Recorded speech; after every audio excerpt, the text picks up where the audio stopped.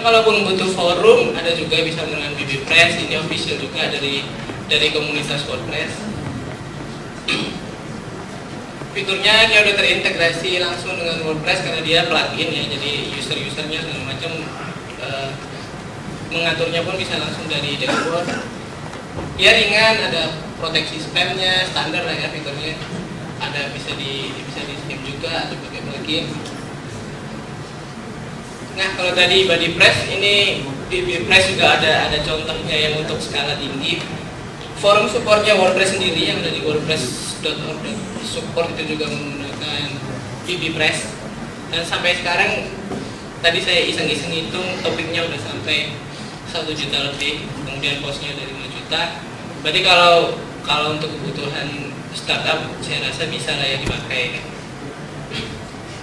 Nah kemudian untuk project communication bisa ada sebuah tim bikinannya otomatis namanya P2. Kalau kita lihat sebenarnya dia ini kan cuma seperti Twitter biasa ya, ada untuk orang posting status update gitu. Kemudian dia sebenarnya kalau kita login nanti di bagian atas sendiri ada front end formnya buat kita masukin status yang terbaru gitu. Sebenarnya dia awalnya kayaknya sih dia dibuat untuk semacam pesaingnya Twitter gitu doang sih, untuk personal Twitter. Tetapi di automatic ternyata secara internal mereka menggunakan P2 ini untuk project manajemennya. Nah ini Willy Benz ini kayaknya dulu pernah jadi pembicara ya di WordCamp ya sebelumnya. Dia itu salah satu orang di Automatic. Dia bilang bahwa di dalam Automatic ada 150 instalasi P2 untuk project management mereka gitu. Dan karena P2 itu udah agak tua, kemudian Automatic sekarang lagi bikin yang versi barunya namanya O2. O2 ini bisa dilihat tampilannya kira-kira seperti itu. Sekarang belum jadi, masih diumumkan kemarin di WordCamp San Francisco yang baru beberapa bulan apa ya. Ini O2, mungkin beberapa waktu lagi akan keluar.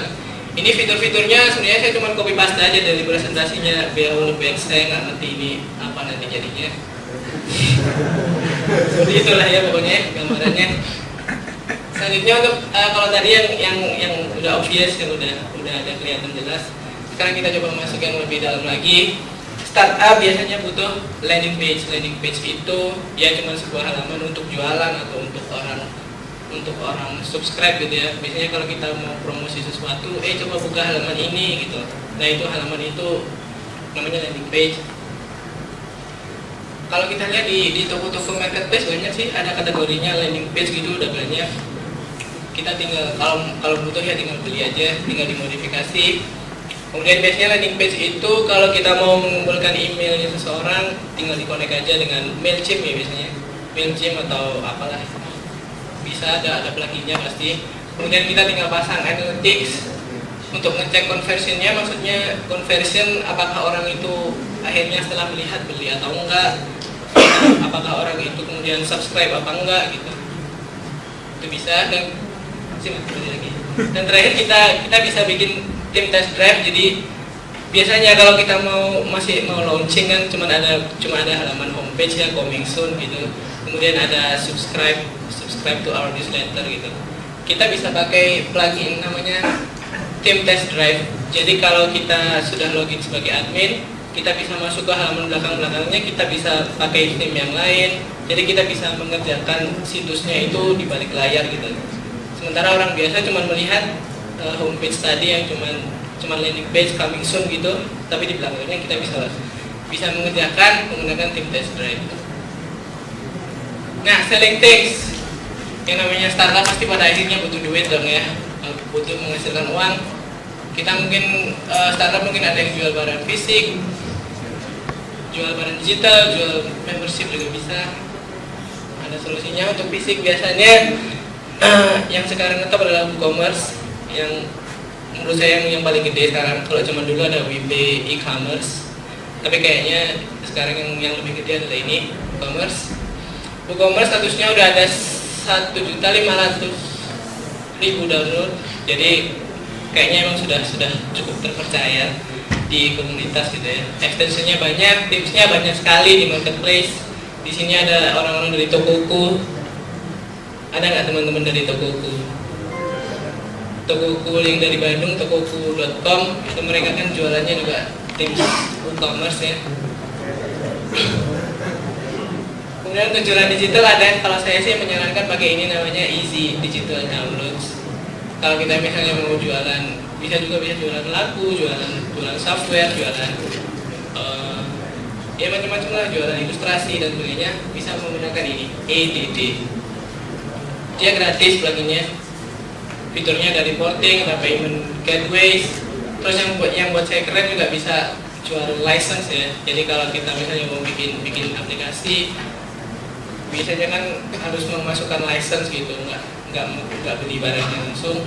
Itu dia udah bisa ada generatornya sendiri, license gitu. Bisa di save juga, bisa tampilannya bisa dirubah.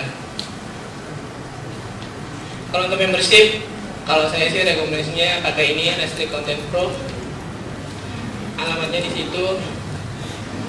Dan antara EDD dan Restrict Content Pro ini, kalau saya cerita sedikit, yang bikin sama namanya Pipins Williamson. Dia ini, kalau saya bilang sih dia termasuk orang yang baru di WordPress, baru masuk. Tapi dia sekarang udah level dewa sekali di kalangan plugin developer gitu ya. Awalnya dia banyak bikin tutorial, banyak bikin panduan cara bikin plugin yang bagus gimana, yang sesuai code standar gimana.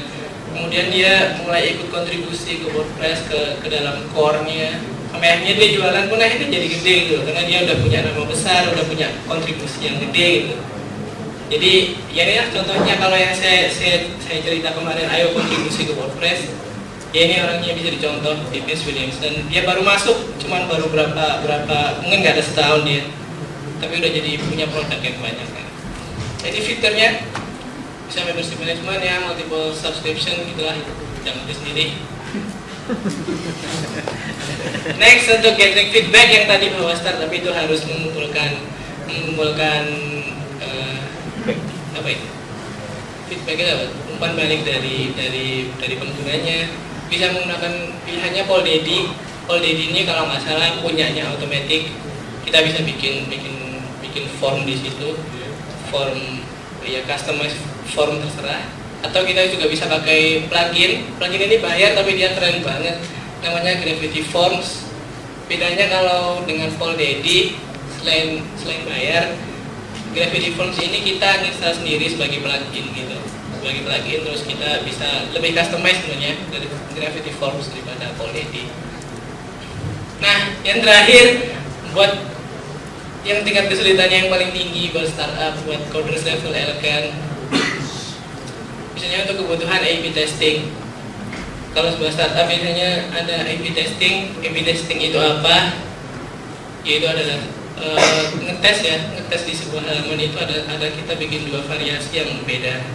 Jadi misalnya di satu halaman kita mau jualan nih, kita mau jualan sesuatu, buy buttonnya itu kita mau ngetes kalau button warna merah dan button warna hijau ya, itu yang lebih menjual yang mana gitu, yang lebih menarik buat orang yang mana gitu.